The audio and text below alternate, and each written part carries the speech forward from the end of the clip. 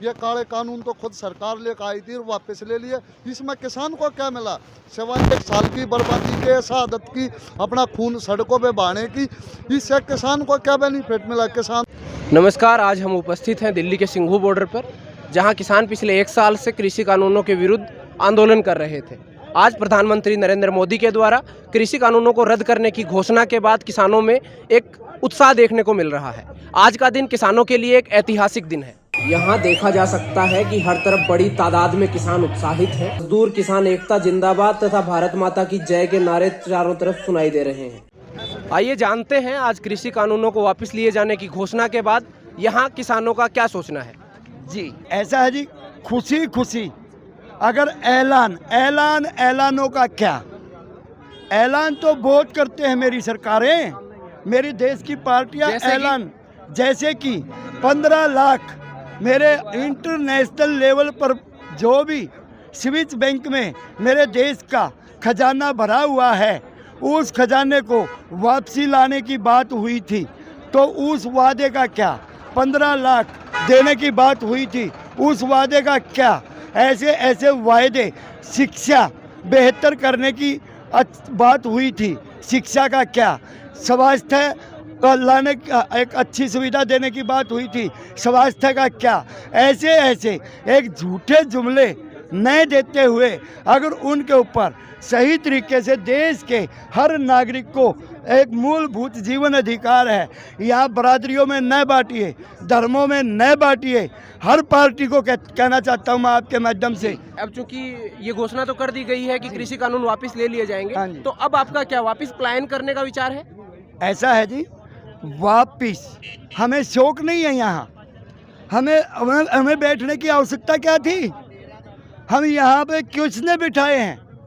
जिन लोगों को हमने चुन के भेजा, जिनके ऊपर हमने विश्वास किया, 303 पार्लियामेंट मेंबरों के ऊपर हमने विश्वास किया, उन्हीं लोगों ने हमारे को रोड पे बिठा दिया।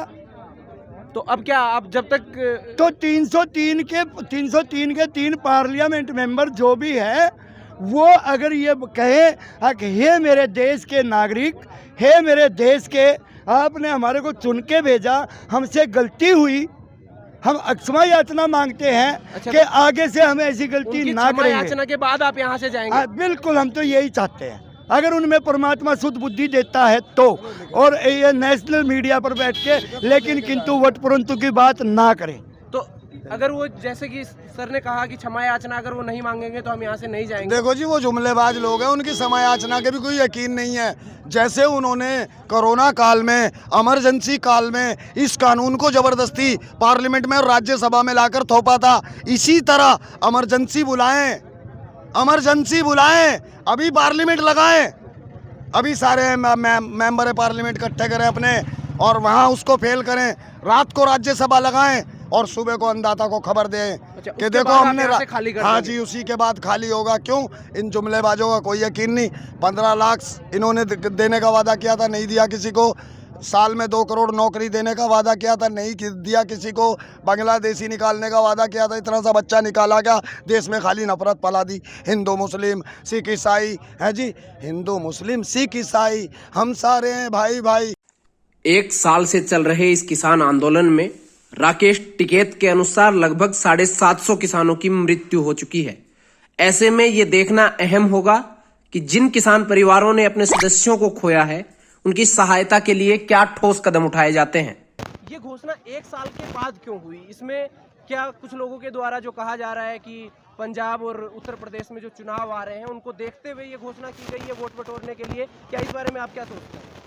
ऐसा है सर, जो पंजाब उत्तर प्रदेश 5 स्टेटों में जो चुनाव हो ना, इन्होंने अपने जो सर्वे करवाए हैं, जैसे उत्तर प्रदेश के अंदर लगभग 15-17% किसान आंदोलन का असर बताया उनके, जो इन्होंने अपनी निजी कंपनी में सर्वे करवाए हैं।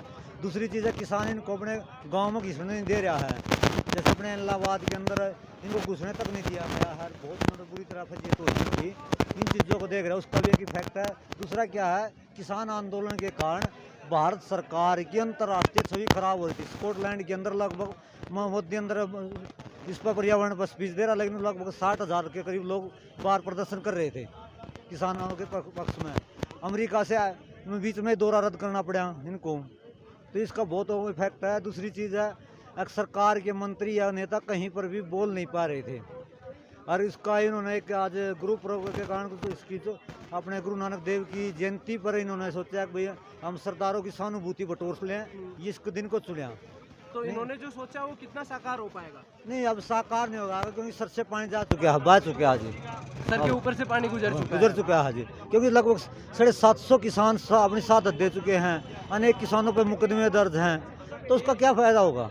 किसानों को जेल में डाला गया है, जिनका अगर चिराग बुझ गए हैं, क्या वो लोग इसको सहानुभूति देंगे? सहानुभूति तो खत्म हो चुकी है जी सरकार से। उनके हम स्वयं ही बीजेपी के वर्कर थे जी। 19 में और 14 में हमने जी जान से अपना चुनाव में ताकत लगाई, लेकिन हमने छोड़ दिया। अब नहीं जी, बिल्कुल नहीं। हमने अपने एमपी को, पार्लियामेंट मेंबर को, विधायकों को मना कर दिया। परसों वहाँ एक शादी में आए हुए थे, हमने राम राम भी नहीं की, मना कर दिया। वो उन्होंने टोक क्या, मैं कहा बस वही अब तो हो चुका है। जो किसानों की हमारे अत्याचारी सरकार को, इस तरह से निर्दयी सरकार को हम किसी प्रकार का कोई सरोकार नहीं रखना। ये जो विरोध है ये हमेशा अब कायम रहेगा और हर स्तर पर दिखाई देगा। हाँ, हर स्तर पर दिखाई देगा, लेकिन इस चीज़ में तो कोई दो राय ही नहीं है जी। क्योंकि किसानों एक और है ना जी, किसानों के लिए किया क्या है? ट्रैक्टर है जो एनसीआर के अंदर है, 10 साल का मतलब 10 साल कर दिया ट्रैक्टर का। तो मेरा ट्रैक्टर है और 8 साल हो गए, 5000 घंटे चला है, क्या बिगड़ा है? लेकिन वो 3 साल बाद वो एक्सपायरी हो जाएगा। ये किसानों की तेजी फैसला तो थोड़ा है। अब इन्होंने किसानों के लिए कोई पॉलिसी नहीं लाए हैं, किसान का टर्म इंश्योरेंस नहीं हो सकता। तो मतलब आपका कहने का मतलब है कि किसानों के लिए किसान जितनी समस्याएं झेल रहे हैं, हाँ उसके हिसाब से जो कृषि प्रधान देश कहा जाता था भारत को, वो अब नहीं बचा है। नहीं, अब वो बिल्कुल नहीं बचा। इन्होंने बिल्कुल चौपट कर दिया, किसान को नष्ट कर दिया, कर्ज में दाब दिया जी बिल्कुल इस चीज़ पर। अब किसान का कर्ज बढ़ता चला गया और आमदनी घटती चली गई, फसलों के भाव नहीं मिले। लगभग 7 सालों की सरकार हो चुकी, 7 साल में भाव नहीं मिले बिल्कुल किसी फसल के भी, ना खरीदारी हो। जैसे हरियाणा के अंदर अब की बार बाजरे की उन्होंने पेस्टिसाइड थी, जैसे एक सब्जी के अंदर एक दवाई आती थी 50 रुपए की जी, और वो 50 रुपए की पूरे एकड़ में लगाने के बाद हो जाते। आज उसका रेट 350 है जी, सिर्फ 3 साल के अंदर ही जी 350 के आसपास है उसका रेट। तो किसान को मारे मतलब हर तरह से धड़ा जा रहा है। तो जैसे कृषि कानून तो जो इनके लिए आंदोलन हो रहा था वो वापिस हो गए, लेकिन ये जो और आपने समस्याएं गिनवाई है, इनका समाधान क्या नजर आता है आपको? नहीं, समाधान तो गवर्नमेंट को ही करना है। कृषि कानून अभी वापस नहीं हुए हैं। आप प्रधानमंत्री की स्पीच सुनो जी। हम ऐसे कानूनों को दोबारा से नए सिरे से मतलब उसको करेंगे, ले आएंगे। आप उसको थोड़ा गौर से सुन कर देखो उसकी स्पीच। मतलब आपके कहने का मतलब है कि अभी भी ये कानूनों को वापस नहीं लेंगे? अभी लग फिलहाल वो नहीं, क्योंकि हम विश्वास नहीं कर पा रहे इस बात पर। मैंने बात है, प्रधानमंत्री से विश्वास उठ चुका है, क्योंकि हर स्थान पर, हर प्लेटफॉर्म पर झूठ बोलता रहा। आज तक सहानुभूति का, आज उन्होंने हल्का माफी का शब्द बोला है। और जैसे उसमें गुजरात के मुख्यमंत्री थे, जब ये खुद एमएसपी की वो किया करते थे, फिर स्वामीनाथन का वो था जी एजेंडा, किसानों की आय दुगुनी का था, कहाँ गया जी? अब 1 महीने बाद दुगुनी हो जाएगी, क्योंकि किसान की फसल अब मंडी में बिक चुकी है लगभग। अब उसमें कोई आमदनी दुगुनी है, फिर दुगुनी कैसे हो जाएगी? ये घोषणा 1 साल के बाद क्यों हुई? इसमें क्या कुछ लोगों के द्वारा जो कहा जा रहा है कि पंजाब और उत्तर प्रदेश में जो चुनाव आ रहे हैं उनको देखते हुए ये घोषणा की गई है वोट बटोरने के लिए, क्या इस बारे में आप क्या सोचते हैं? ऐसा है सर, जो पंजाब उत्तर प्रदेश 5 स्टेटों में जो चुनाव हो ना, इन्होंने अपने जो सर्वे करवाए हैं, जैसे उत्तर प्रदेश के अंदर लगभग 15-17% किसान आंदोलन का असर बताया उनके, जो इन्होंने अपनी निजी कंपनियों सर्वे करवाए हैं। दूसरी चीज़ है, किसान इनको अपने गाँव में घुसने नहीं दे रहा है। जैसे अपने इलाहाबाद के अंदर इनको घुसने तक नहीं दिया गया है, बहुत बुरी तरह फजीयत हो चुकी थी। इन चीज़ों को देख रहे हैं, उसका भी एक इफेक्ट है।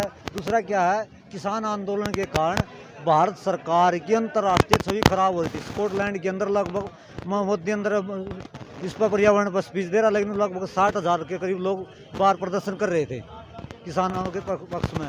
अमेरिका से बीच में दौरा रद्द करना पड़ा इनको, तो इसका बहुत इफेक्ट है। दूसरी चीज़ है, एक सरकार के मंत्री या नेता कहीं पर भी बोल नहीं पा रहे थे, और इसका इन्होंने एक आज गुरु पर्व के कारण तो इसकी तो अपने गुरु नानक देव की जयंती पर इन्होंने सोचा कि भैया हम सरदारों की सहानुभूति बटोर लें, इस दिन को चुनिया।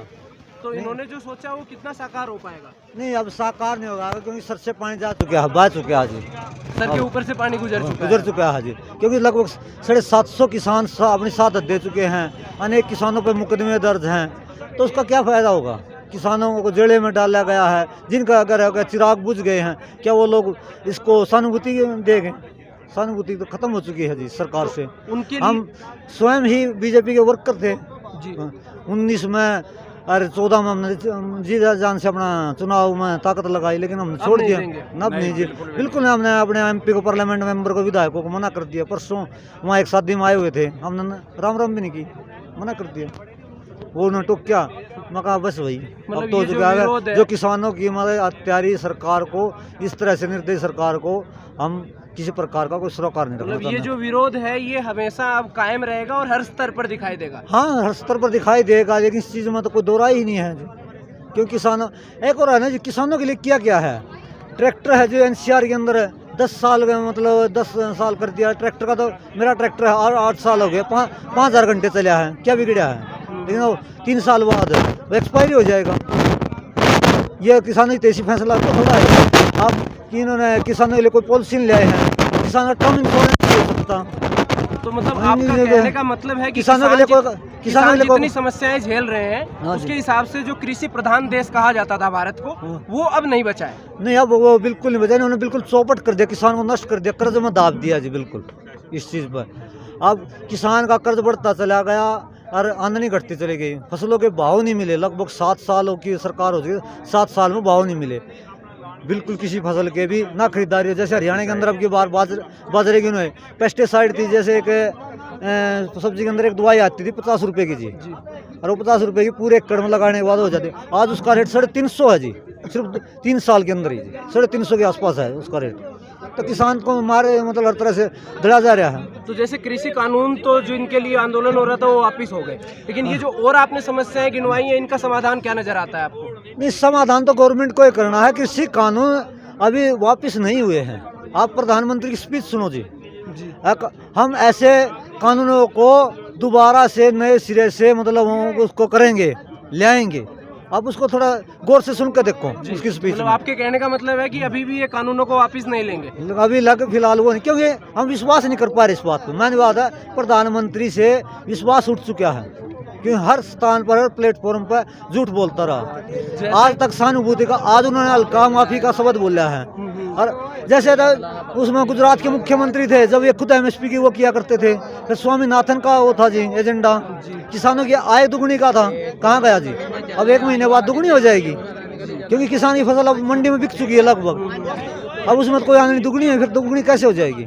किसानों से हुई बातचीत से ये जाहिर है कि जब तक आधिकारिक तौर पर कृषि कानूनों को वापस नहीं लिया जाएगा तब तक किसान यहीं डटे रहेंगे। उसी के साथ ये देखना भी अहम होगा कि मृत किसानों के परिवारों के लिए किसान यूनियन या सरकार क्या नीति अपनाती है। कैमरा पर्सन कुमार प्रभात के साथ मैं हरीश, द लोकदूत।